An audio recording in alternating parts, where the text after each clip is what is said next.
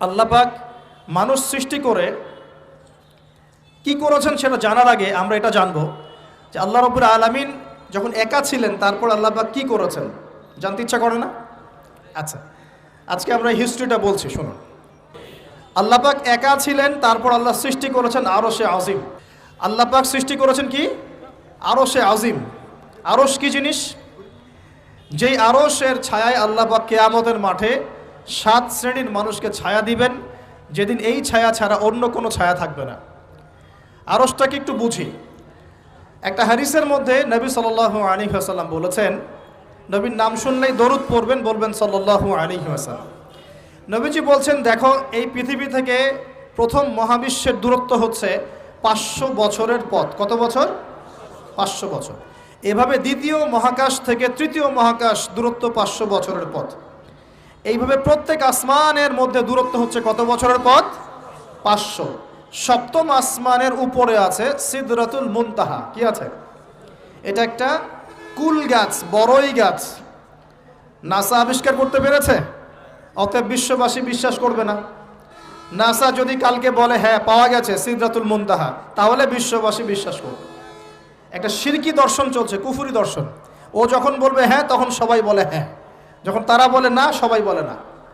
আল্লাহ পাকের ওহীর জ্ঞানের কোনো মূল্য নাই সবার কাছে, ইল্লা মাশাআল্লাহ। সিদরাতুল মুনতাহার উপরে আছে কুরসি। কি আছে? কুরসি। আল্লাহ পাকের কুরসি, যেটা আপনি আয়াতুল কুরসির মধ্যে পড়েন, ওয়াসিআ কুরসিয়ুহুস সামাওয়াতি ওয়াল আরদ, মানে আল্লাহ পাকের কুরসিটা আসমান জমিনকে ঘিরে রেখেছে। আর বলে রাখি যে প্রত্যেক ফরজ নামাজের পর যে আয়াতুল কুরসি পড়ে, জান্নাতে যাওয়ার জন্য তার একটাই বাধা, মৃত্যু। মৌত হয়ে গেলে জান্নাতে চলে যাবে ইনশাআল্লাহ। একটা হাদিস আসছে, রাত্রেবেলা ঘুমানোর সময় কেউ যদি আয়াতুল কুরসি পড়ে, সারা রাত আল্লাহর পক্ষ থেকে একজন ফেরেশতা তাকে পাহারা দিবে ইনশাআল্লাহ। এই ফেরেশতা তো দেখা যায় না, দেখা যায়? তো কয়দিন পর যদি বলে যে যা দেখা যায় না তা বিশ্বাস করা যাবে না, আসলে কিন্তু এপিস্টেমোলজি তাদের এটাই, যা দেখে না তা বিশ্বাস করে না। পশ্চিমারা কি ফেরেশতায় বিশ্বাস করে? কেন করে না? এটা তো একটা প্রশ্ন, উত্তরটা আমি বলছি আপনাদেরকে। কারণ তাদের জ্ঞান তত্ত্ব হচ্ছে যা চোখে দেখি না, যা পরীক্ষা নিরীক্ষা পর্যবেক্ষণে আসে না, তার কোনো অস্তিত্ব নাই। এটা ওদের ফিলোসফি অফ এডুকেশন, শিক্ষা দর্শন। এটাকে আমরা ফিলোসফির ভাষায় বলি এপিস্টেমোলজি বা জ্ঞান তত্ত্ব। জ্ঞান তত্ত্ব টিচার যারা আছেন তারা বুঝবেন, তাদের জ্ঞান তত্ত্ব এমন। আর আমাদের জ্ঞান তত্ত্ব উল্টা, টোটালি ডিফারেন্ট। আমরা কি বলি? আমরা বলি ওয়াকুলিল হাক্কু মির রাব্বিকুম, সত্য আল্লাহর পক্ষ থেকে আসে। আমরা বলি যে অদৃশ্যে বিশ্বাস না করা পর্যন্ত কেউ মুমিনই হতে পারবে না। ইমানের কয় পিলার? ইমানের কয় পিলার? 6 পিলার। আমানতু বিল্লাহি, আল্লাহর প্রতি বিশ্বাস করলাম, ওয়া মালাইকাতিহি, তার ফেরেশতাগণের প্রতি, ওয়া কুতুবিহি, আল্লাহ পাকের আসমানি কিতাব সমূহের প্রতি, ওয়া রুসুলিহি, আল্লাহ পাকের রাসূলগণের প্রতি, ওয়াল ইয়াউমিল আখির, পরকালের প্রতি, ওয়াল কদরি খায়রিহি ওয়া শাররি, তাকদীর বা ভাগ্যের ভালো মন্দের প্রতি। এই 6টার একটাও কি চোখে দেখা যায়? আল্লাহকে দেখেছেন? ফেরেশতা দেখেছেন? আমাদের নবীকেও কি দেখেছেন? শুধু কোরআনটা আপনি চোখের সামনে দেখছেন, আর কিচ্ছু আপনি দেখছেন না। পরকাল দেখেছেন? তাকদীর ভাগ্য দেখেছেন? কিচ্ছু দেখি নাই। এই 6টা পিলারে বিশ্বাস না করতে পারলে কেউ মুমিন হতে পারবে না। পারবে? আলিফ লাম মিম যালিকাল কিতাবু লা রাইবা ফি হুদাল লিল মুত্তাকিন। কারা মুত্তাকি? আল্লাযীনা ইউমিনুনা বিল গায়বি। এই যে 6টা গায়েবে যারা বিশ্বাস করে, এরা হলো মুমিন, মুত্তাকি। তাহলে আমাদের জ্ঞানের ভিত্তিটা কি? আমরা অদৃশ্যে বিশ্বাস করি। আর ওদের জ্ঞানের ভিত্তি হচ্ছে ওরা চাক্ষুষ যা দেখে তাতে বিশ্বাস করে। এই জায়গাতেই তো পার্থক্য জ্ঞানতাত্ত্বিক। এই কারণেই ওরা ফেরেশতায় বিশ্বাস করে না, আল্লাহ বিশ্বাস করে না, নবী রসুলগণে বিশ্বাস করে না। তারা বলছে আল্লাহর সন্তান আছে, নাউজুবিল্লাহ।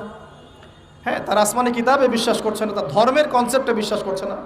তারা পরকাল, পুনরুত্থান, হাসর, কিয়ামত, মিজান, পুলসিরাত কিছুই বিশ্বাস করে না। বিশ্বাসগত পার্থক্য এখানে। এখন মুমিন মুসলিম হিসাবে আমরা বিশ্বাস করি আল্লাহ পাকের ফেরেশতা আছে না নাই? আছে। এখন এই ফেরেশতারা 8জন ফেরেশতা, বড় বড় 8জন ফেরেশতা, তারা আল্লাহ পাকের আরশটাকে ধরে রেখেছে। কয়জন ফেরেশতা? 8জন। এই 8জন ফেরেশতা আল্লাহর আরশকে টেনে নিয়ে আসবে কিয়ামতের মাঠে। বলেন সুবহানাল্লাহ। আল্লাহ পাকের এমনও ফেরেশতা আছেন যারা একটা ফুৎকার দিবে, জাস্ট একটা ফু, এক ফুৎকারে পুরো মহাবিশ্ব ধ্বংস হয়ে যাবে। এত শক্তিশালী ফেরেশতা আছে আল্লাহ পাকে। আমরা যখন মায়ের গর্ভে ছিলাম, এরকম একজন ফেরেশতাই আল্লাহর পক্ষ থেকে রূহ নিয়ে এসে মায়ের গর্ভে ফুঁকে দিয়েছে এবং আল্লাহর হুকুমে 4টা বিষয় লিখে দিয়েছে। আমরা প্রত্যেকে যখন মায়ের গর্ভে ছিলাম, বয়স ছিল 4 মাস 10 দিন। আমরা তো সব ভুলে গেছি এখন এগুলো, মাত্র 4 মাস 10 দিন। এখন শরীরে শক্তি আছে তো, এই জন্য শৈশব বাল্যকাল সব ভুলে গেছে। আবার একদিন শরীরে শক্তি থাকবে না, তখন আবার আল্লাহ আল্লাহ করা শুরু করবে। 2 দিন ডায়রিয়া হলেই আল্লাহ আল্লাহ শুরু হয়ে যায়। যখন মানুষ সুস্থ থাকে আল্লাহর বিরুদ্ধাচারণ করে, আল্লাহ বলতে কেউ নাই। ঠিক আছে? তো ওই ফেরেশতা লিখে দিয়েছেন 4টা জিনিস আল্লাহর পক্ষ থেকে। 1, সেই ব্যক্তির হায়াত কতটুকু হবে। 2, দুনিয়াতে রিজিক পাবে, কি কি রিজিক পাবে। 3 নাম্বার, তার কাজগুলো কি কি হবে, দুনিয়ায় কি কি কাজ করবে সে। আর 4 নাম্বার, তার সৌভাগ্য, সে সৌভাগ্যবান হবে না দুর্ভাগ্যবান হবে, মানে জান্নাতি হবে না জাহান্নামী হবে। এটা লিখে দেওয়া হয়ে গেছে। এখন এরকম 8 জন বড় বড় ফেরেশতা আল্লাহর আরশটাকে ধরে রেখেছেন। আর আমরা বলছি কুরসির কথা। এই কুরসি আসমান জমিনকে ঘিরে আছে। আর আয়াতুল কুরসি যে ব্যক্তি তেলাওয়াত করবে, ইনশাআল্লাহ তাআলা আল্লাহর পক্ষ থেকে একজন ফেরেশতা তাকে সারা রাত পাহারা দিবে ইনশাআল্লাহ। একে অপরকে আল্লাহর জন্য মহব্বত করে। বয়ফ্রেন্ড গার্লফ্রেন্ড ট্র্যাডিশন বলা হচ্ছে না। বয়ফ্রেন্ড গার্লফ্রেন্ডের হারাম জেনার ভালোবাসা বলা হচ্ছে না। কি বলা হচ্ছে? দিনের জন্যে, আল্লাহর জন্যে দুজন পরস্পরকে ভালোবাসে, আল্লাহর জন্যেই বিচ্ছেদ ঘটে। 5 নাম্বার, সেই ব্যক্তি যাকে, যুবক ভাই শোনেন ভালো করে, সেই ব্যক্তি যাকে কোনো সুন্দরী নারী জেনার জন্য ডাকে। সুন্দরী উচ্চ বংশের কোনো মেয়ে নিজেই জেনা করার জন্য ডাকে, কিন্তু যুবক বলে আমি আল্লাহকে ভয় করি, ইন্নী আখাফুল্লাহ, আমি আল্লাহকে ভয় করি। এরকম যুবক আছে এখনো বাকি সমাজে? এখন তো ইচ্ছা করেই মানুষ জেনা করে। এখন তো জেনা এত সহজ, মানুষ 1000, 1500, 2000 টাকা দিয়ে জেনা করতে পারে। এই সমাজে জেনা সহজ, বিয়ে হয়েছে কঠিন। এই সমাজে জেনাটা সহজ হয়ে গেছে, বিয়েটা কঠিন হয়ে গেছে। এই জন্য বিয়ের ঝামেলা অনেকে যেতে চায় না। জেনা করেই তো আমি যা উদ্ধার করার করছি।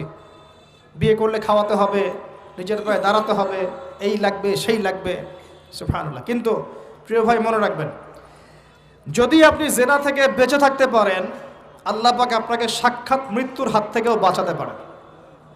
এটা আমি এমনি এমনি বলি নাই, আমি দলিল দিচ্ছি।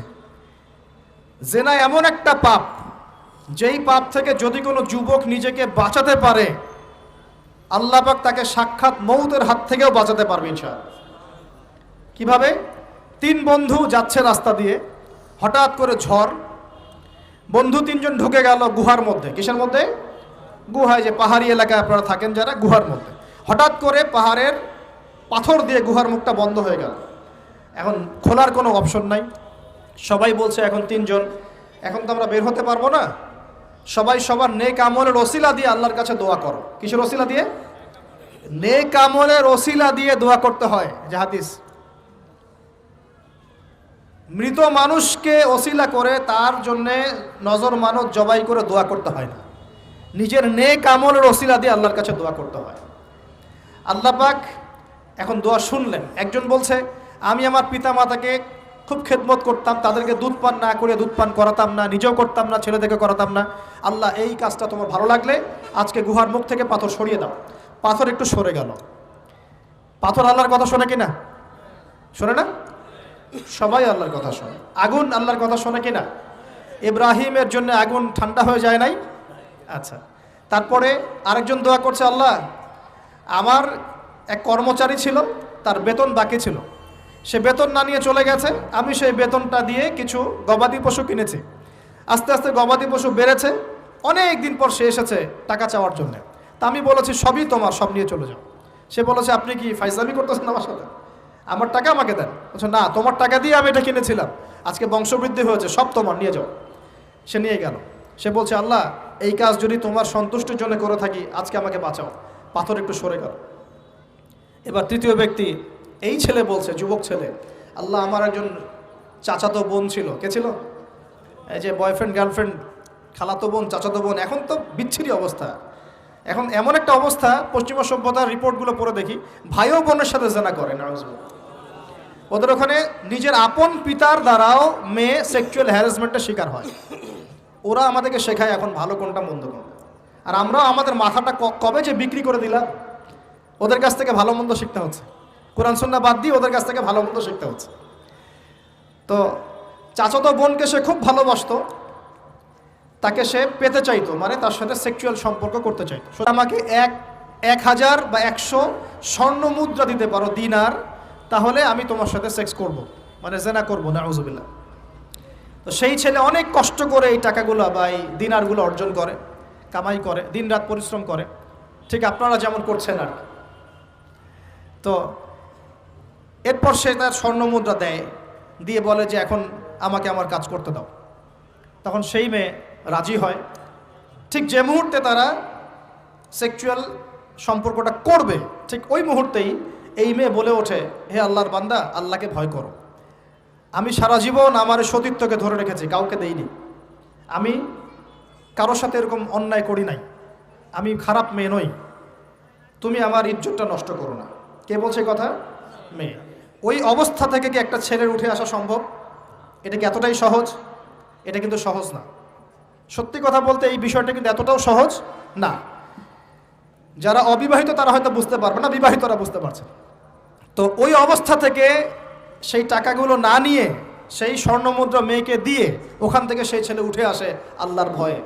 সে এখন গুহার মধ্যে আটকা পড়েছে, আল্লাহকে বলছে, আল্লাহ ওই দিন ওই কাজ যদি তোমার সন্তুষ্টির জন্য করে থাকি, আজকে আমাকে মৃত্যুর হাত থেকে বাঁচাও। সমস্ত পাথর ধপধপ করে সরে গেল গুহার মুখ থেকে। এটা কিন্তু কোনো গাল গল্প না, এটা বনু ইসরায়েলের ঘটনা, সত্য ঘটনা। এই হাদিস থেকে আমি আপনাকে দলিল দিচ্ছি যে যদি জেনার মতো পাপ থেকে আমি সরে আসতে পারি, সাক্ষাৎ মৌত থেকে আল্লাহ বাঁচাতে পারে।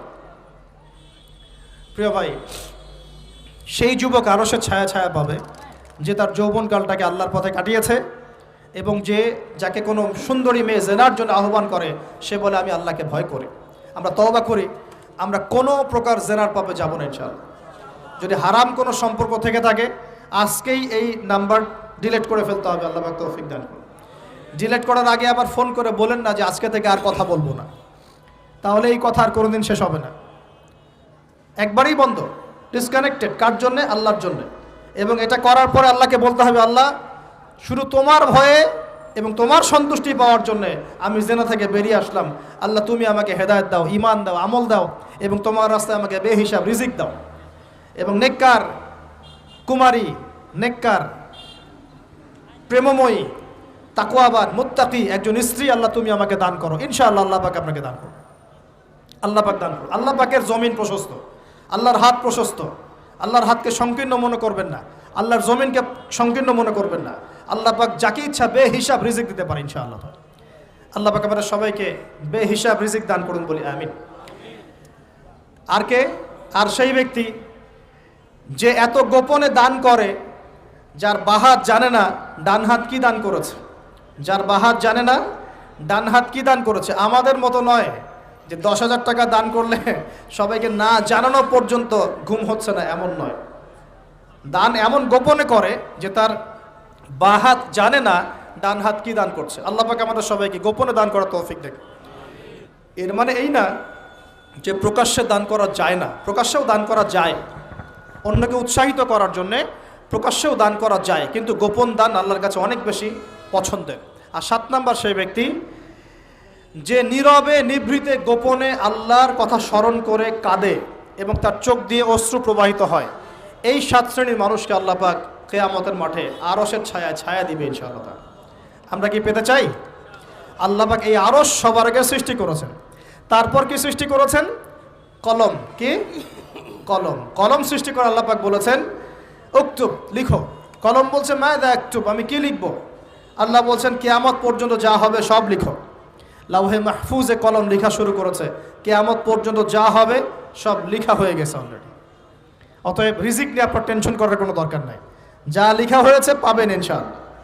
যদি হালাল পথে চান হালাল পথে পাবেন, হারাম পথে চাইলে হারাম পথে পাবেন। আপনি যা তাকদিরে আছে এর বাইরে আপনি কিছু পাবেন না, যতই চেষ্টা করেন।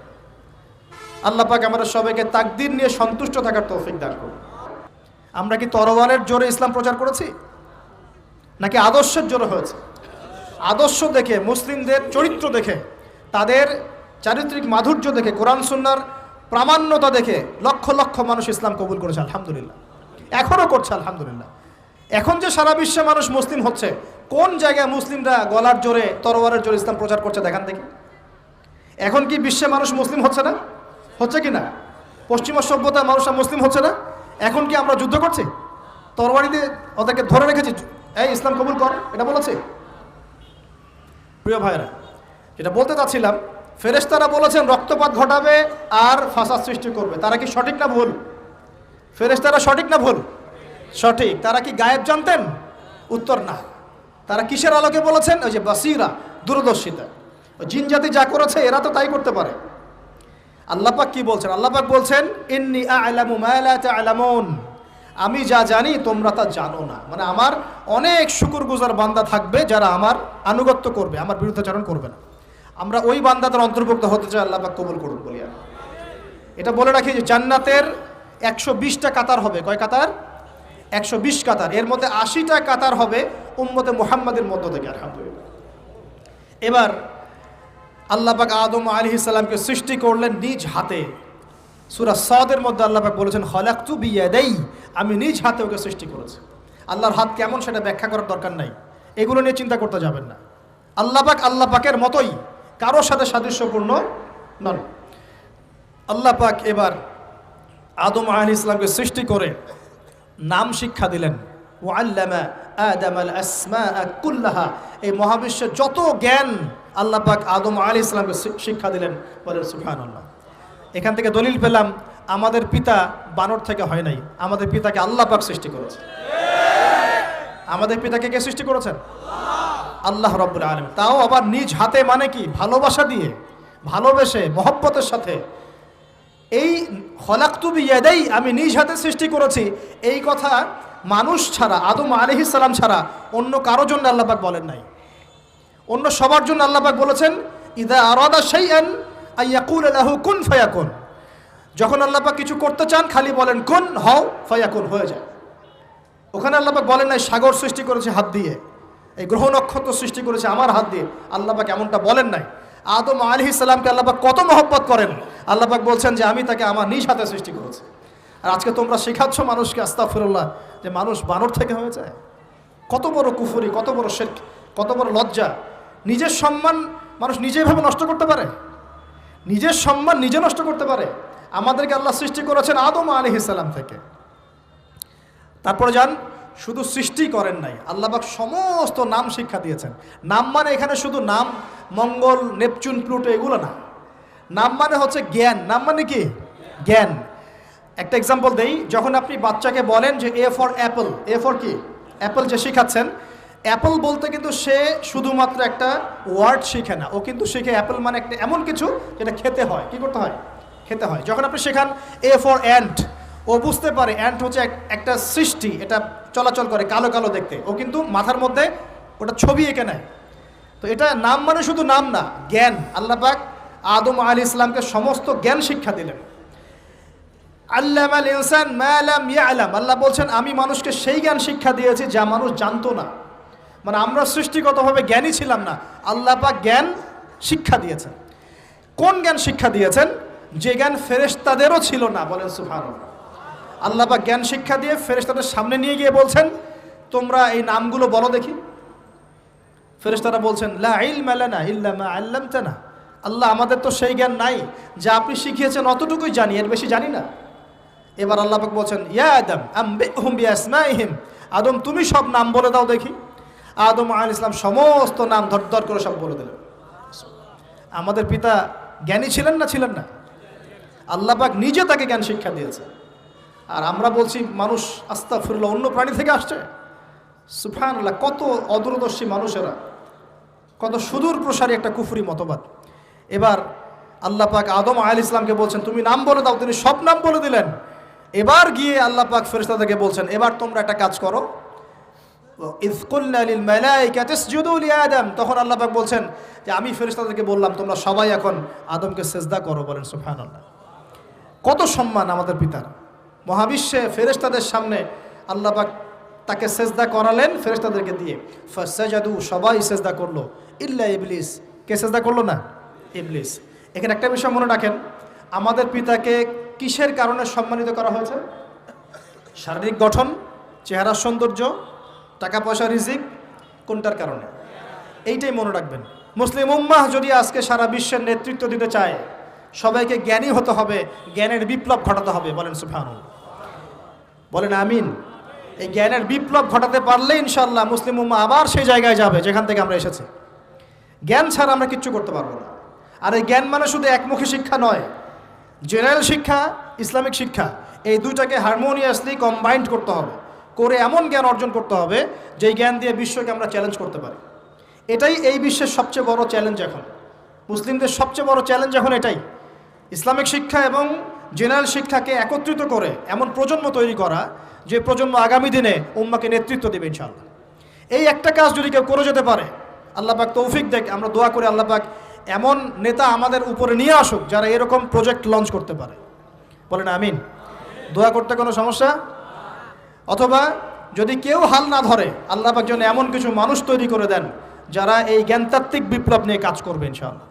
এটা সবচেয়ে ইম্পর্টেন্ট কাজ এখন, না হলে আজকে থেকে 20-30 বছর পরে এই প্রজন্মকে আপনি আর খুঁজে পাবেন না।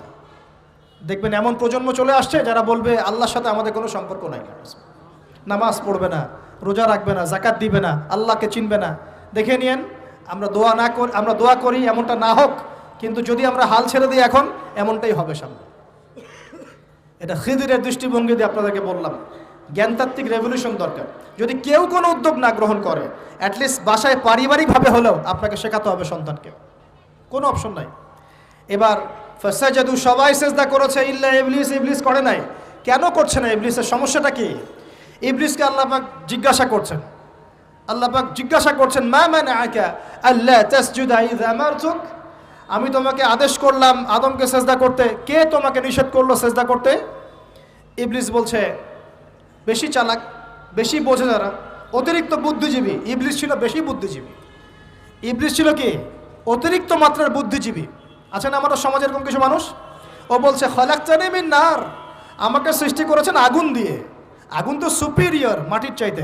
ও খলাকতাহু মিন তিন, আর আপনি এই আদমকে সৃষ্টি করেছেন মাটি থেকে, কাদা মাটি দিয়ে, আমি কেন আদমকে সেজদা করতে যাব? যুক্তি, অতি যুক্তিবাদী, অতি বুদ্ধি। আল্লাহ পাক বলছেন ফাখরুজ মিনহা ফাইন্নাকা রাজিম, এখান থেকে বের হয়ে যাও, তুমি অভিশপ্ত। ফাইন্না আলাইকা লা'নাতা ইলা ইয়াউমিদ্দিন, আমার আদেশ লঙ্ঘন করার কারণে কিয়ামত পর্যন্ত তোমার উপর লানত, অভিশাপ বর্ষিত। আল্লাহ পাক তাড়িয়ে দিলেন, একদম থ্রোন অ্যাওয়ে। আমরা বলি না আউযু বিল্লাহি মিনাশ শাইতানির রাজিম, রাজিম শব্দের মানে হচ্ছে বিতাড়িত, থ্রোন অ্যাওয়ে, কার্সড, যাকে অভিশাপ করা হয়েছে। এবার ভালো করে শোনেন প্রিয় ভাইরা, ইবলিসের এই স্টেটমেন্টগুলো শোনেন। এবার ইবলিস বলছে রব্বি আনজিরনি ইলা ইয়াউমি ইউবআসুন, এই স্টেটমেন্টটা ভালো করে শোনেন। ইবলিস বলছে রব্বি, হে আমার রব। ইবলিস বলছে রব্বি, হে আমার রব। ইবলিস বলছে রব্বি, হে আমার রব, আমাকে অবকাশ দিন, আনজিরনি, আমাকে অবকাশ দিন, ইলা ইয়াউমি ইউবআসুন, কিয়ামত দিবস পর্যন্ত। ইবলিস আল্লাহকে বিশ্বাস করে কি করে না? ইবলিস আস্তিক না নাস্তিক? বলেন। ইবলিস বলছে রব্বি, রব্বি মানে কি? হে আমার রব। রব্বি মানে রব না, রব্বি মানে আমার রব। রব্বুন মানে রব, রব্বুহু তার রব, রব্বুহুম তাদের রব, রব্বুকা মানে তোমার রব, রব্বুকুম মানে তোমাদের রব, রব্বি মানে কি? আমার রব, রব্বুনা আমাদের রব।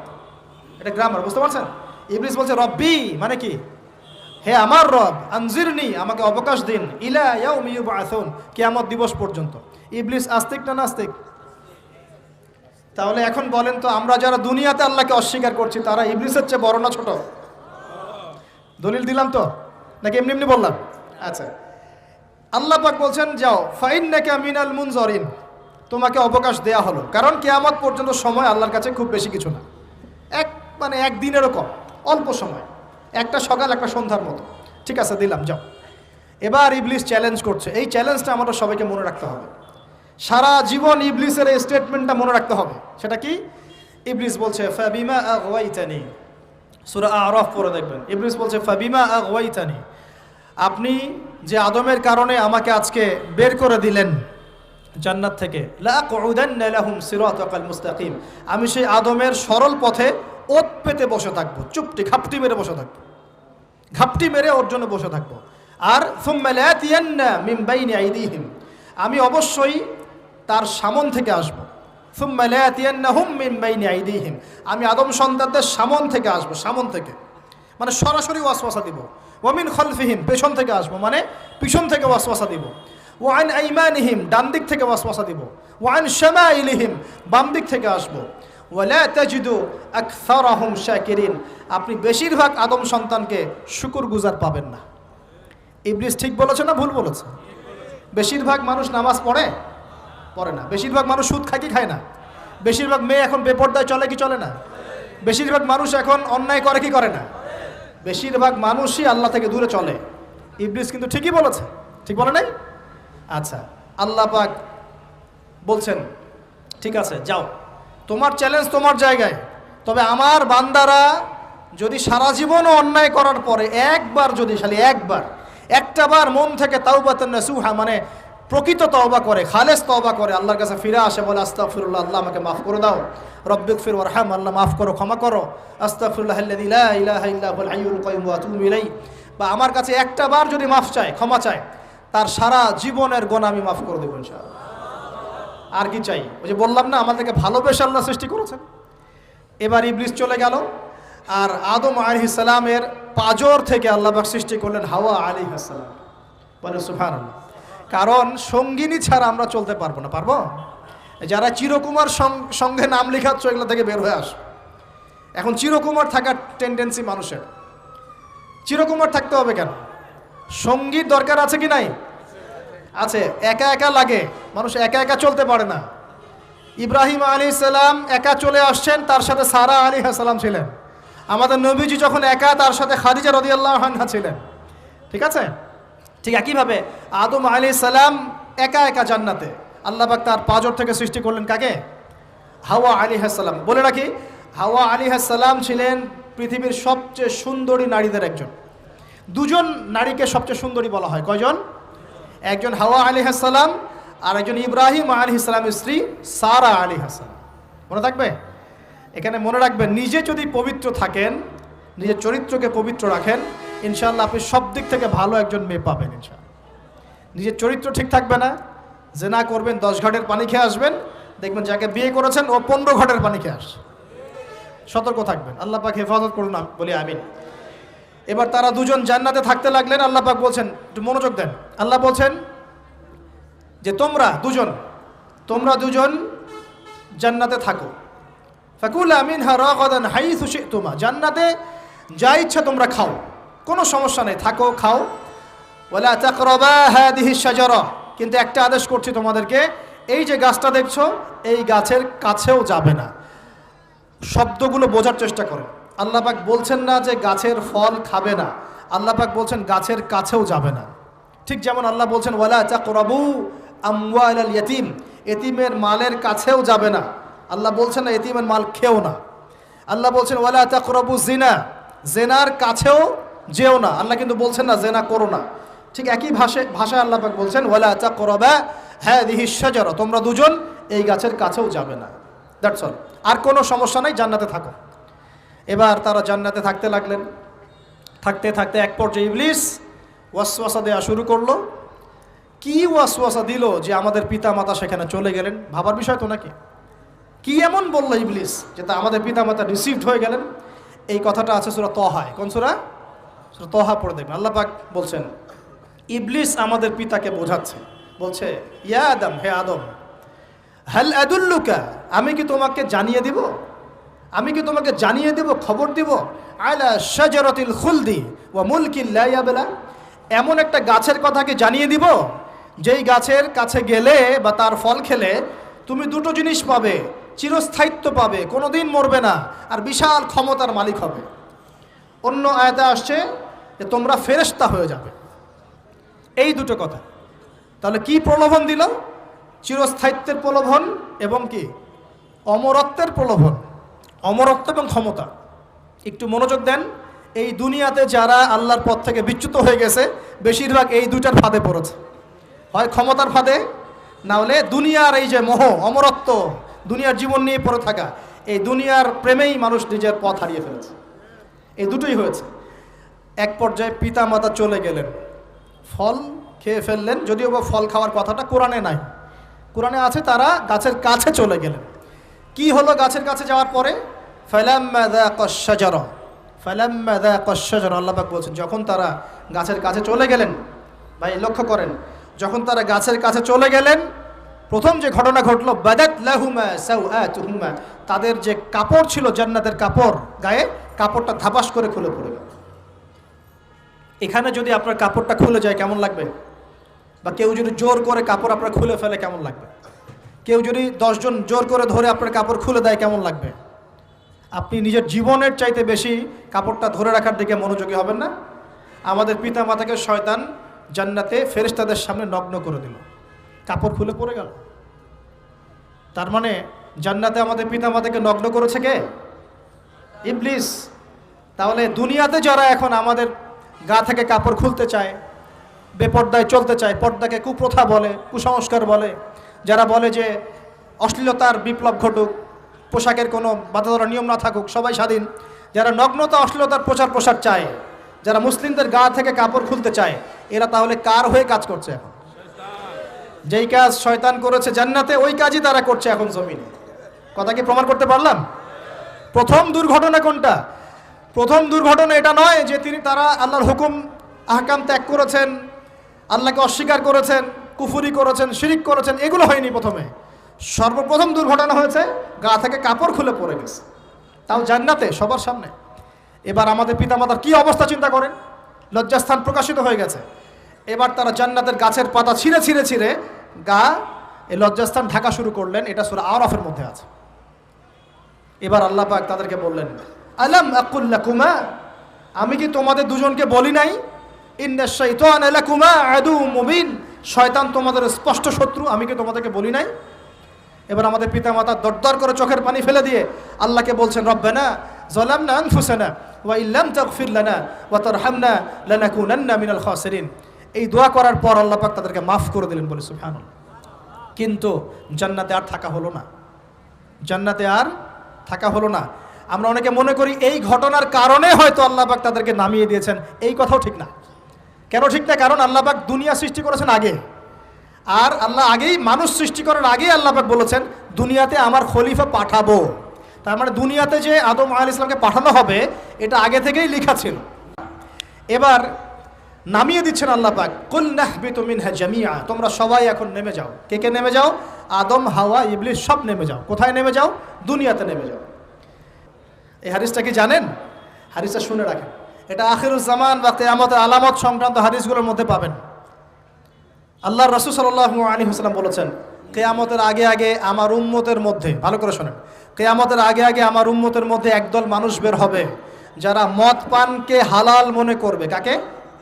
মদ পান করাকে হালাল মনে করবে। যারা বাদ্যযন্ত্র, গায়িকা, নায়িকা এগুলো নিয়ে নর্তকী নাচাবে রাতের বেলা, এগুলোকে হালাল মনে করবে। যারা অশ্লীলতা, বেহায়াপনাকে জায়েজ করে নিবে।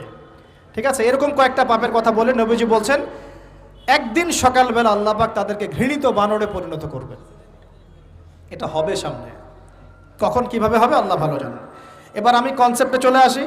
এই যে পৃথিবীতে নেমে আসলাম, তাহলে আমরা কোত্থেকে আসছি ভাই? আমরা কি পৃথিবীর অধিবাসী ছিলাম? আমরা জান্নাতে ছিলাম, ওখান থেকে আল্লাহ পাক পাঠিয়েছে।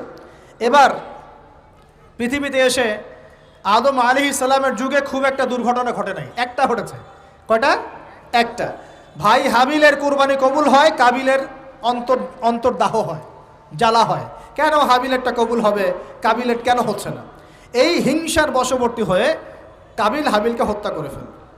হত্যা করে লাশটা দাফন করার পদ্ধতিও তার জানা ছিল না। আল্লাহ কাককে পাঠালেন, কাককে দেখে সে শিখল। প্রথম দুর্ঘটনা হচ্ছে হাবিল কাবিলের দুর্ঘটনা। বলে রাখি, আজকেও নিজের ভাইয়ের বেশে বহু কাবিল মুসলিম সমাজের মধ্যে ঘুরে বেড়ায়।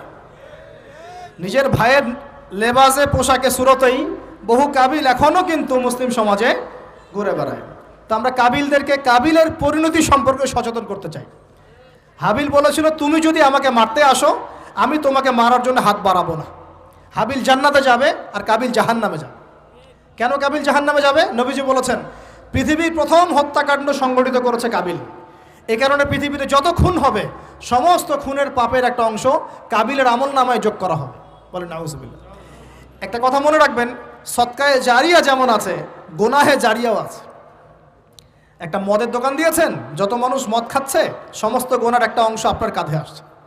সিনেমা হল করেছেন, মানুষ সারাদিন নেকটা ছবি দেখে, নগ্ন ছবি দেখে, যত মানুষ এখানে পাপ করবে সমস্ত পাপের একটা অংশ আপনার কাঁধে যাবে। আবার একটা মাদ্রাসা করেছেন, যত মানুষ এখানে দ্বীনি ইলম শিখবে এই নেকির একটা অংশ আপনি পাবেন ইনশাআল্লাহ। মরে গেলেও কবরে পাবেন ইনশাআল্লাহ।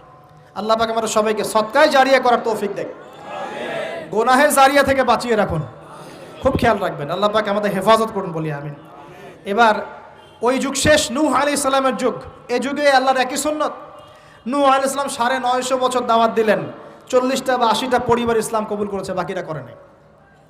যারা করে নাই আল্লাহ পাক তাদেরকে ডুবিয়ে মারলেন, যারা করেছে আল্লাহ পাক উদ্ধার করলেন। সোজা কথা।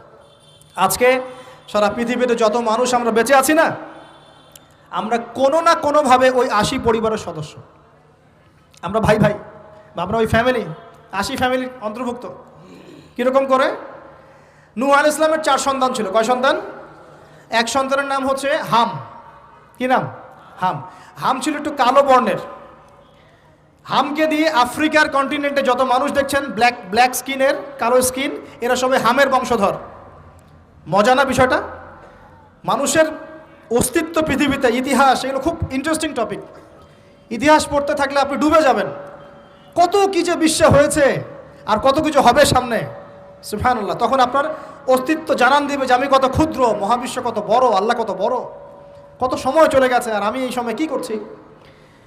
এক ভাইয়ের নাম শাম। এই শামকে কেন্দ্র করে এই আরবের যে মানুষগুলো আছে, আরব, অ্যারাবিয়ান, এরা শামের বংশধর। আরেক ভাইয়ের নাম ইয়াফাস। কি নাম? ইয়াফাস। ইয়াফাসের বংশধর হচ্ছে পশ্চিমারা, মানে রোমক যারা, তারা। আরেক ভাইয়ের নাম ছিল কেনান। কি নাম? কেনান। এ ইমান নিয়ে আসে নাই, ওই যে প্লাবনে ডুবে মরে গেছে। মরে যাওয়ার পরে আদম আলাইহিস সালাম বলেছিল, আল্লাহ আমার পরিবারের অন্তর্ভুক্তকে মাফ করে দাও। আল্লাহ বলেছেন লাইসা মিন আহলিক, সে তোমার পরিবারের কেউ না। নবীর সন্তান হয়েও, নবীর সন্তান হওয়ার পরেও ইমান না আনার কারণে সে জাহান্নামে গেছে। আর আমরা আর কি এমন মানুষ, অমুক আলেমের সন্তান, অমুক বক্তার সন্তান, হ্যাঁ, অমুক পীরের নবাবজাদা, অমুক তমুক, এইসব বড়াই করে লাভ নাই। আমল, আকীদা, ইমান যদি ঠিক না থাকে, আমাদের বংশ পরিচয় আমাদেরকে বাঁচাতে পারবে, আমাদের দেশ, জাতীয়তাবাদ, বর্ণ বাঁচাতে পারবে না। যার যার কবরে তাকে তাকে যেতে হবে। নিজের আমল নিয়ে ফিকির করেন, নিজের কবর নিয়ে ফিকির করেন, অন্যের দিকে চোখ দেওয়া বন্ধ করেন, আগে নিজের কবরের ফিকির করেন। আল্লাহ পাক সবাইকে তৌফিক এনায়েত করুন বলি। যারা বুদ্ধিমান তারা নিজেকে নিয়ে ব্যস্ত থাকে, যারা অহংকারী, উদ্ধত, এরা মানুষের পিছনে পড়ে থাকে। আল্লাহ পাক আমরা সবাইকে নিজের চেহারা আয়নায় দেখার তৌফিক দান করুন, আমিন। প্রিয় ভাইরা, নূহ আলাইহিস সালামের যুগ চলে গেল, 950 বছর দাওয়াত দেওয়ার পরে এই পরিণতি হয়েছে। এরপরে আসছে ইব্রাহিম আলাইহিস সালামের সময়। আল্লাহ পাক তাকে উদ্ধার করেছেন, অগ্নি পরীক্ষা থেকে বাঁচিয়েছেন, নমরুদকে আল্লাহ পাক ধ্বংস করেছেন। আল্লাহ পাক এরপরে এনেছেন আদ জাতি। আদ জাতির হুদ আলাইহিস সালাম এবং তার অনুসারীদেরকে আল্লাহ পাক বাঁচিয়েছেন, বাকিদেরকে ধ্বংস করে দিয়েছেন ঝড় দিয়ে, বায়ু প্রবাহ দিয়ে। সামুদ জাতি এসেছে, সামুদ জাতিকে আল্লাহ পাক ধ্বংস করেছেন বজ্রপাত দিয়ে, বিদ্যুৎ দিয়ে। আর সালেহ আলাইহিস সালাম এবং তার অনুসারীদেরকে বাঁচিয়ে দিয়েছেন। ফেরাউনের যুগ এসেছে, আল্লাহ পাক মূসা আলাইহিস সালাম এবং বনু ইসরাইলকে বাঁচিয়েছেন, ফেরাউনকে ডুবিয়ে মেরেছেন লোহিত সাগরে। ঈসা আলাইহিস সালামের যুগ আসছে, একই সুন্নত। ঈসা আলাইহিস সালামকে আল্লাহ পাক শুধু রক্ষাই করেন নাই, নিজের কাছে উঠিয়ে নিয়েছেন, সুবহানাল্লাহ। তিনি আবারও আসবেন পৃথিবীতে ইনশাআল্লাহ। যতদিন না তিনি আসছেন এবং এই পৃথিবীতে 40 বছর রাজত্ব না করছেন, কিয়ামত হবে না ইনশাআল্লাহ। যতদিন পর্যন্ত ঈসা আলাইহিস সালাম আবার ব্যাক না করছেন এবং এই জেরুজালেম থেকে সারা বিশ্বে খিলাফা কায়েম না করছেন, 40 বছর শাসন না চালাচ্ছেন, কিয়ামতও হবে না ইনশাআল্লাহ। এটা সামনে অপেক্ষা করছে। এবং নবী সাল্লাল্লাহু আলাইহি ওয়াসাল্লামের যুগে আবু জেহেল, আবু লাহাব বা সাহেবাদেরকে আল্লাহ পাক ধ্বংস করেছেন, আল্লাহর নবী এবং সাহাবীদেরকে আল্লাহ পাক সম্মানিত করেছেন। আপনি কি পুরো হিস্ট্রির মধ্যে একটা সুন্নত দেখতে পাচ্ছেন, কমন সুন্নত? কি সুন্নত? প্রত্যেক যুগে যুগে যারাই আল্লাহর ওই যে বিধান মেনে চলেছে, সমকালীন নবী রাসূলদের আনুগত্য করেছে, আল্লাহ পাকের আনুগত্য করেছে, আল্লাহ পাক তাদেরকে উদ্ধার করেছেন দুনিয়াতেও পরকালে।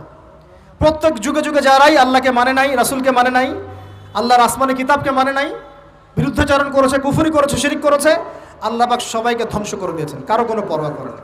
এই সিলসিলা আজও অব্যাহত আছে, আগামীতেও থাকবে ইনশাআল্লাহ। এখন আমরা যারা এখন বেঁচে আছি, আমরা নবী সাল্লাল্লাহু আলাইহি ওয়াসাল্লামের ইন্তেকালের প্রায় 1450 বছর পরের মানুষ। আল্লাহর নবী এসেছেন এমন সমাজে, যে সমাজে শিরকের পাপ চলছে, সুদের পাপ চলছে, দুর্নীতি চলছে, আপনার কন্যা সন্তানকে জীবিত হত্যা করা হচ্ছে, আপনার মাদকদ্রব্যের সয়লাভ চলছে, মেয়েদের অধিকার দেওয়া হচ্ছে না, হ্যাঁ, গোত্রীয় হানাহানি চলছে। ওই সমাজটাকে তিনি 23 বছরের মধ্যে পাল্টে ফেললেন। কত বছর? 23 বছর। কিভাবে পাল্টালেন? উত্তর, তিনি প্রথমে জ্ঞানের চর্চা করেছেন। কিসের চর্চা?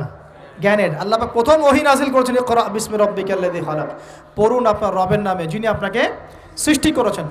নবী সাল্লাল্লাহু আলাইহি ওয়াসাল্লাম সাহাবীগণ কোরআনের 6টা হক আদায় করেছেন। কয়টা হক? 6টা। তারা কোরআন পড়া শিখেছেন। আমরা সবাই কোরআন পড়া শিখবো তো ইনশাআল্লাহ? তারা কোরআনের অর্থ শিখেছেন। আমরা কোরআনের অর্থ শিখবো তো ইনশাআল্লাহ? তারা কোরআনের আদেশগুলো মেনেছেন। আমরা কোরআনের সব আদেশ মানবো তো ইনশাআল্লাহ? তারা কোরআনের সমস্ত নিষেধগুলো বর্জন করেছেন। আমরা নিষেধ বর্জন করবো তো ইনশাআল্লাহ? তারা কোরআনের দাওয়াত মানুষের কাছে পৌঁছে দিয়েছেন। আমরা কোরআনের দাওয়াত দিব তো ইনশাআল্লাহ? এবং 6 নাম্বার, তারা কোরআনের বিধানগুলোকে বাস্তবায়ন করেছেন। আমরাও বাস্তবায়নের চেষ্টা করবো তো ইনশাআল্লাহ? এই 6টা হক আদায়ের ফলে 23 বছরের ব্যবধানে জাহেলি মক্কা একদম সোনালি মক্কায় পরিণত হয়েছে। 23 বছর পরের মক্কায় আপনি কোনো সুদ পাবেন, কোনো শিরক পাবেন, কোনো মূর্তি পূজা পাবেন, কোনো মেয়ের অবমাননা পাবেন, কোনো জেনা, কোনো ব্যভিচার, কোনো ধর্ষণ, কিচ্ছু পাবেন? 23 বছর পরের মক্কায় কোনো পাপ পাবেন না। কিভাবে সমাজ পরিবর্তন হলো? এই কোরআনের হক আদায়ের মধ্য দিয়ে হয়েছে, নবীর সুন্নাত প্রতিষ্ঠার মধ্য দিয়ে হয়েছে। এরপর কি থেমে গিয়েছিল? উত্তর, না। এরপর আবু বকর সিদ্দিকের যুগ এসেছে, প্রায় 2 থেকে আড়াই বছর তিনি শাসন কার্য চালিয়েছেন। ওই যুগে কি মানুষ আবার খারাপ হয়ে গিয়েছিল? উত্তর, না। বরং ইসলাম আরও বেগবান হয়েছে, আলহামদুলিল্লাহ। এরপর এসেছে উমর রাদিয়াল্লাহু আনহুর যুগ। কত বছর? প্রায় 10 বছর। কত বছর? 10 বছর। এই 10 বছরে কি মুসলিমরা আবার খারাপ হয়ে গিয়েছিল? উমর রাদিয়াল্লাহু আনহুর কোর্টের মধ্যে কি প্রতিদিন কেস আসতো? সারা বছরে একটা কেসও আসতো না। মানুষ এত ভালো ছিল, সারা বছরে একটা কেসও আসতো না। বরং যারা রাষ্ট্রীয় পর্যায়ে দায়িত্বশীল ছিল তারা এসে বলতো যে আমাদের ভাতাগুলো বন্ধ করে দেন, বসে বসে বেতন নিব কেন, কোনো তো কেসই আসে না, বসে থাকবো কেন। এরকম সমাজ ছিল। একজন ব্যক্তি খুঁজে পাওয়া যেত না যে নামাজ পড়ে না, একজন মুসলিম পাওয়া যেত না যে যাকাত দেয় না সামর্থ্য থাকলে, এমন মুসলিম খুঁজে পাওয়া যেত না যে কোরআন পড়তে জানে না, হাদিসের চর্চা করে না, যে দাওয়াতি কাজ করে না, যে আল্লাহর পথে দাওয়াত এবং জিহাদে আত্মনিয়োগ করে না, এমন মুসলিমই খুঁজে পাওয়া যেত না। এরপরে আসলো উসমান রাদিয়াল্লাহু আনহুর যুগ। ওই যুগে ফিতনা শেষের দিকে সৃষ্টি হওয়া শুরু হলো। কোন বিষয়কে কেন্দ্র করে? কোরআন সংকলনকে কেন্দ্র করে ফিতনা সৃষ্টি হলো। আতাতায়ীদের, বিদ্রোহীদের হাতে উসমান রাদিয়াল্লাহু আনহুকে নির্মমভাবে শাহাদাত বরণ করতে হয়েছে। তিনি প্রায় 12 বছর শাসন কার্য চালিয়েছেন। ইসলাম আরও এগিয়ে গেছে। এরপর এসেছে আলী রাদিয়াল্লাহু আনহুর যুগ। আলী রাদিয়াল্লাহু আনহুর খেলাফতে ওই উসমান রাদিয়াল্লাহু আনহুর ঘটনাকে কেন্দ্র করে, হত্যাকাণ্ডকে কেন্দ্র করে মুয়াবিয়া রাদিয়াল্লাহু আনহু এবং আলী রাদিয়াল্লাহু আনহুর মাঝখানে একটা ব্যাটল, একটা যুদ্ধ হয়ে গেছে। এর নাম হলো সিফফিনের যুদ্ধ। কিসের যুদ্ধ? সিফফিন। যাই হোক, এক পর্যায়ে আলী রাদিয়াল্লাহু আনহুকে এরকম বিদ্রোহীদের হাতে, খারেজিদের হাতে শহীদ হতে হয়। বলেন ইন্না লিল্লাহি ওয়া ইন্না ইলাইহি রাজিউন। তারপরে হাসান রাদিয়াল্লাহু আনহু অল্প কয়েকদিন শাসন কার্য চালান। তারপর উম্মার ঐক্যের খাতিরে তিনি তার শাসন কার্যের ভারটাকে মুয়াবিয়া রাদিয়াল্লাহু আনহুর হাতে সোপর্দ করে দেন, যা ছেড়ে দিলাম। মুয়াবিয়া রাদিয়াল্লাহু আনহুর সময় থেকে উমাইয়াদের শাসন শুরু হয়। উমাইয়ারা শাসন করেছে প্রায় 132 হিজরি পর্যন্ত। কত হিজরি? 132 হিজরি পর্যন্ত, প্রায় 92 ইয়ার্স, 90-92 বছর তারা শাসন করেছে। এ সময় ইসলাম আরও এগিয়ে গেছে, পিছিয়ে যায় নাই। ফিতনা এসেছে, দমন করা হয়েছে। মুসলিমরা বীর দর্পে বিশ্বের বুকে শাসন কার্য চালিয়েছে। এরপর এসেছে আব্বাসীয়দের খেলাফত। জাব নদীর যুদ্ধে উমাইয়াদের পরাজয়ের পরে আব্বাসীয়রা ক্ষমতায় আসে। তারাও ইসলামকে এগিয়ে নেওয়ার চেষ্টা করছিল, ইসলাম এগিয়ে যাচ্ছিল, জ্ঞান বিজ্ঞানের প্রসার হচ্ছিল। আলহামদুলিল্লাহ, ইসলাম পিছিয়ে যায় নাই, মুসলিমরা পিছিয়ে যায় নাই। সারা বিশ্বে দাপটের সাথে আমরা চলেছি। তারপর আস্তে আস্তে ওই আব্বাসীয়দের পতন শুরু হলো। কাদের হাতে? এই তাতারিদের হাতে, মঙ্গোলিয়ানদের হাতে। মাত্র 40 দিনের ব্যবধানে পুরো বাগদাদের মধ্যে প্রায় 20 থেকে 25 লক্ষ মানুষকে হত্যা করা হয়েছে। বাইতুল হিকমা ধ্বংস করে দেওয়া হয়েছে, লাইব্রেরি ধ্বংস করে দেওয়া হয়েছে, বইপত্রকে নদীতে ফেলে দেওয়া হয়েছে। তারা ছিল উগ্র জাতি। মঙ্গোলিয়ানদের নাম শোনেন নাই? হালাকু খান নাম শুনেছেন? চেঙ্গিস খান, হালাকু খান নাম শোনেন নাই? ওদের হাতে মুসলিমদের ব্যাপক দমন পীড়ন সহ্য করতে হয়েছে। এভাবে যুগে যুগে তারপর ক্রুসেডাররা আসছে। ক্রুসেড, 1, 2, 3টা ক্রুসেড হচ্ছে। আস্তে আস্তে উসমানীয়দের রাইজিং হয়েছে, ফাতেমি খেলাফত এসেছে, মামলুকদের শাসন এসেছে, এদিকে মোগলরা শাসন করেছে, কর্ডোভার দিকে আব্দুর রহমান তারা শাসন করেছে। মানে এক কথায় সারা বিশ্বে মুসলিম শাসন ছিল। অটোমান এম্পায়ার 1923 এই সময়ের দিকে, 1914 থেকে 1923 এই সময় পর্যন্ত অটোমান এম্পায়াররাই বিশ্বে ছিল। তারপরে মুসলিমরা আস্তে আস্তে রাষ্ট্র ভাগ করে ফেলেছে, প্রত্যেক রাষ্ট্র টুকরা টুকরা হয়ে গেছে, ইউনিটি নষ্ট হয়ে গেছে, রাষ্ট্রের ভিতরে বিভিন্ন ফাসাদ তৈরি করে দেওয়া হয়েছে, মুসলিমদের ঐক্য ভেঙে গেছে, ইকোনমি দুর্বল হচ্ছে, সব মিলিয়ে আজকে মুসলিমদের আজকে এই অবস্থা হচ্ছে। আমাদের এখন যুবকরা চিনে না আল্লাহকে, নামাজ পড়তে মানুষ খুঁজে পাওয়া যাচ্ছে না, জাকাত দেওয়ার মানুষ পাওয়া যায় না, রমজান মাসে পার্ট টাইম রোজা রাখে, পার্ট টাইম তারাবি পড়ে, পার্ট টাইম জুমায় আসে, পার্ট টাইম ঈদে নামাজ পড়ে। প্রজন্ম আস্তে আস্তে এই জায়গায় চলে আসছে, আল্লাহকে চিনে না, রাসূলকে চিনে না, ইসলামের হিস্ট্রি জানে না, আমাদের শেকড় জানে না। এমনি এমনি হয়নি, লাস্ট 100 বছরে এই জায়গায় আমরা আসছি। লাস্ট 100 বছরের হিস্ট্রি ভালো করে পড়ে দেখবেন, বলার সময় নাই এখানে। লাস্ট 100 বছরের হিস্ট্রি পড়ে দেখবেন যে জায়গায় আমরা ছিলাম সেখান থেকে একদম তলানিতে নেমে চলে আসছি। এখন প্রশ্ন হচ্ছে, এই অবস্থায় কি চিরস্থায়ী থাকবো নাকি এখান থেকে আমরা সামনে যাব? সামনে যে এমনি এমনি যাওয়া হবে না এটা নিশ্চিত। সামনে যাওয়ার জন্য কিছু কাজ এবং ক্রাইটেরিয়া মেনটেন করতে হবে। আমরা জানি এরপরে আসবে ইমামুল মাহদির শাসন, তারপরে আসবে নবী ঈসা আলাইহিস সালামের শাসন, তারপরে দাজ্জালকে মেরে ফেলা হবে। আর দাজ্জালকে মেরে ফেলার আগে দাজ্জাল তার অনুসারীদেরকে নিয়ে বিশ্ব শাসন করবে 40 বছর। 40 বছর না, 40 দিন। 40 দিন। প্রথম দিন হবে 1 বছরের সমান, দ্বিতীয় দিন হচ্ছে 1 মাস, তৃতীয় দিন 1 সপ্তাহের সমান। তারপরে দিনগুলো আমাদের দিনের মতোই। এরপর ঈসা আলাইহিস সালামের আগমনের মধ্য দিয়ে তার ধ্বংস হবে। এরপর ইয়াজুজ আর মাজুজ বের হবে। ইয়াজুজ আর মাজুজ খুব হিংস্র হবে, তাদেরকে হত্যা করার ক্ষমতা মুসলিমদের থাকবে না। মুসলিমরা তুর পাহাড়ে আশ্রয় নেবে, আল্লাহ পাকের গজবে তাদের ঘাড়ের মধ্যে একটা ভাইরাস জন্ম নেবে, এতে তারা মারা যাবে। বড় বড় নখরওয়ালা প্রাণী আল্লাহ পাঠাবেন, পাখি, এরা এসে এদেরকে উঠিয়ে উঠিয়ে কোনো জায়গায় ফেলে দিবে, মহাবিশ্বের কোনো এক জায়গায় এনে ফেলে দিবে।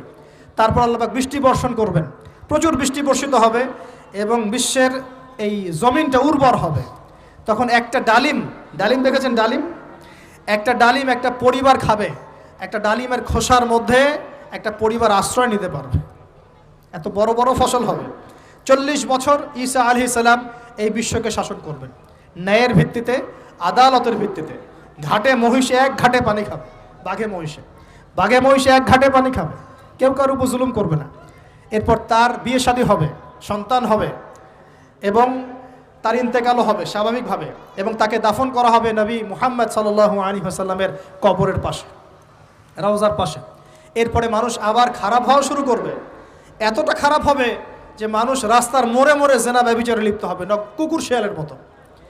এই অবস্থায় পশ্চিম দিক থেকে সূর্য উঠবে এবং ব্যবসায়ী ব্যবসা করতে বসেছে, কাপড় খুলেছে, এই কাপড় গুটিয়ে নেওয়ার আগে কিয়ামত হয়ে যাবে। একজন ব্যক্তি পানির বোতল খুলেছে, পানি মুখে দেওয়ার আগেই কিয়ামত হয়ে যাবে। একজন ব্যক্তি বাসা থেকে বের হয়েছে, বাসায় ফেরত যাওয়ার আগে কিয়ামত হয়ে যাবে। উটকে পানি পান করানোর আগে কিয়ামত হয়ে যাবে। ওই সময় তওবার দরজা বন্ধ হয়ে যাবে।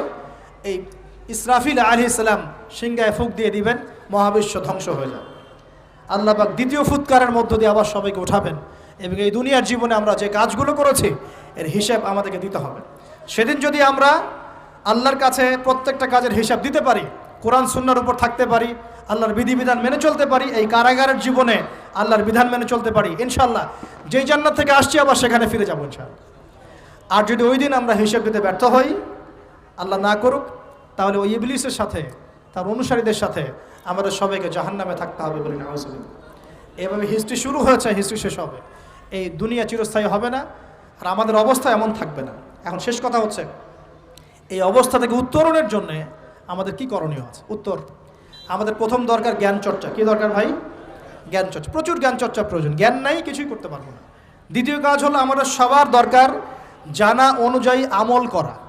জানা অনুযায়ী আমল করা, যে যত বেশি জানি আমল করার চেষ্টা করি, আল্লাহ পাক তৌফিক দান করুন। এরপর দরকার আদর্শ পরিবার গড়ে তোলা। পারিবারিক আদর্শ সুন্দর হলে পরে সমাজটা সুন্দর হবে ইনশাআল্লাহ। আল্লাহ পাক আমাদের সবাইকে আদর্শ পরিবার গড়ার তৌফিক দান করুন। দিনদার মেয়েকে বিয়ে করবেন, দিনদার ছেলেকে বিয়ে করবেন, অল্পে তুষ্ট থাকবেন, পরিবারের বিষয়ে সবর করবেন এবং সন্তান সন্ততিদেরকে মানুষ করে যাওয়ার চেষ্টা করবেন। এরপর দরকার আমাদের হালাল রিজিক। সবাই যদি হালাল রিজিকে সন্তুষ্ট থাকি সমাজের মধ্য থেকে অন্যায় এমনি অটোমেটিক কমে যাবে ইনশাআল্লাহ তাআলা। প্রত্যেকটা কাজ করার আগে চিন্তা করব কিভাবে করলে হালাল হবে, কিভাবে করলে হারাম হবে। এরপর দরকার নবী সাল্লাল্লাহু আলাইহি ওয়াসাল্লামের সুন্নাহ মাফিক জীবন গড়া। 24 ঘন্টার দিন রাতে যে কাজগুলো আছে এই কাজগুলোকে নবীর সুন্নত অনুযায়ী করার চেষ্টা করব। আল্লাহ পাক তৌফিক দান করুন বলি আমি। আরও দরকার আমর বিল মারুফের কাজ করা, মানে সৎ কাজে আদেশ করা। আমাদের সবাইকেই দাওয়াতি কাজ করতে হবে। একজন দুজন করবে বাকিরা করবে না এমন নয়, সবাইকেই পার্ট টাইম হলেও দাওয়াতি কাজ করতে হবে। নামাজ আপনি পড়ছেন, নামাজের দাওয়াত দেন। আপনি যাকাত দিচ্ছেন, যাকাতের দাওয়াত দেন। আপনি রমজান মাসে রোজা রাখছেন, অন্য ভাইকেও রোজা রাখতে উৎসাহিত করেন। আপনি সুদ খাচ্ছেন না, অন্য ভাইকেও নিষেধ করেন, ভাই আপনিও খায়েন না। আমি যা করি সেটা আপনি অবশ্যই প্রচার করবেন, আপনি যা করেন সেটা আপনি প্রচার করবেন, যা করেন না সেটা বলতে যাওয়ার দরকার নেই। তবে হ্যাঁ, আমলের কথা আপনি বলতেই পারেন। যদি আপনি তাহাজ্জুদ নিয়মিত পড়তে নাও পারেন, মানুষকে আপনি বলতে পারবেন তাহাজ্জুদে নামাজ পড়েন, তাহাজ্জুদ নামাজ পড়া ভালো। ইনশাআল্লাহ আস্তে আস্তে আপনি নিজেও আমল করার চেষ্টা করবেন। আল্লাহ পাক তৌফিক দান করুন। আমর বিল মারুফ, সৎ কাজে আদেশ করতে হবে। আরেকটা হচ্ছে অসৎ কাজে নিষেধ করতে হবে। সৎ কাজে শুধু আদেশ করলেই হয় না, অসৎ কাজেও কি করতে হয়? নিষেধ করতে হয়। মনে রাখবেন, শুধু সৎ কাজে আদেশ করলেই জীবনেও কোনোদিন আপনার উপর কোনো বালা মুসিবত, বিপদ আপদ, গালি তহমত আসবে না। যখন আপনি সৎ কাজে আদেশের সাথে সাথে অসৎ কাজেও নিষেধ করা শুরু করবেন, তখন চতুর্দিক থেকে আপনার উপরে বাধা আসা শুরু হবে। এটাই সুন্নত। তবে এটা নবীর সুন্নত। আল্লাহ পাক বলছেন, কুনতুম খায়রা উম্মাহ উখরিজাত লিন-নাস তা'মুরুনা বিল মা'রুফ ওয়া তানহাউনা আনিল মুনকার ওয়া তু'মিনুনা বিল্লাহ। আর আমাদের দায়িত্ব হচ্ছে পরবর্তী প্রজন্মকে মানুষ করে যাওয়া, নিজেদের জানমাল সময় শ্রম দিয়ে আল্লাহর জমিনে আল্লাহর দিনটাকে প্রচার করা, প্রসার করা, প্রতিষ্ঠার চেষ্টা করা, এবং চরমপন্থী না হওয়া, আবার গোলালু মার্কা শৈথিলতাবাদীও না হওয়া, মধ্যমপন্থী থাকা, নিজের দায়িত্ব পালন করা, অন্যকে দিনের দিকে ডাকা। আমাদের ঊর্ধ্বতন কর্তৃপক্ষ যারা থাকবে সবার সামনে ইসলামটাকে যুগোপযোগীভাবে সত্য মিথ্যাকে স্পষ্ট করে দিয়ে উপস্থাপন করা। তারা যদি কবুল করে আলহামদুলিল্লাহ, যদি নাও করে তাদের দায়িত্ব তাদের, আমাদের দায়িত্ব আমাদের। That's all. আল্লাহ রাব্বুল আলামিন আমাদের সবাইকে কোরআন সুন্নাহ মাফিক জীবন করার তৌফিক দান করুন বলি আমিন। আমাদের সবাইকে আল্লাহ পাক পুরো ওয়ার্ল্ড হিস্ট্রি পড়ার তৌফিক দান করুন। কোরআনের জ্ঞানী হওয়ার তৌফিক দেখ, এর অর্থ বোঝার তৌফিক দান করুন। নবীর সুন্নাহ মাফিক জীবন করার তৌফিক দান করুন। হালাল খাওয়ার তৌফিক দেখ, আদর্শ পরিবার গড়ার তৌফিক দান করুন। এবং দিন ইসলামকে বিজয়ী করার জন্যে আমাদের জানমাল সময় শ্রম ব্যয় করে আল্লাহর পথে কাজ করার তৌফিক এনায়েত করুন। সকলেই বলে আমিন। أقول قولي هذا أستغفر الله لي ولكم ولسائر المسلمين. بارك الله لنا ولكم بالآية الحكيم إنه تعالى جواد كريم بر رؤوف رحيم.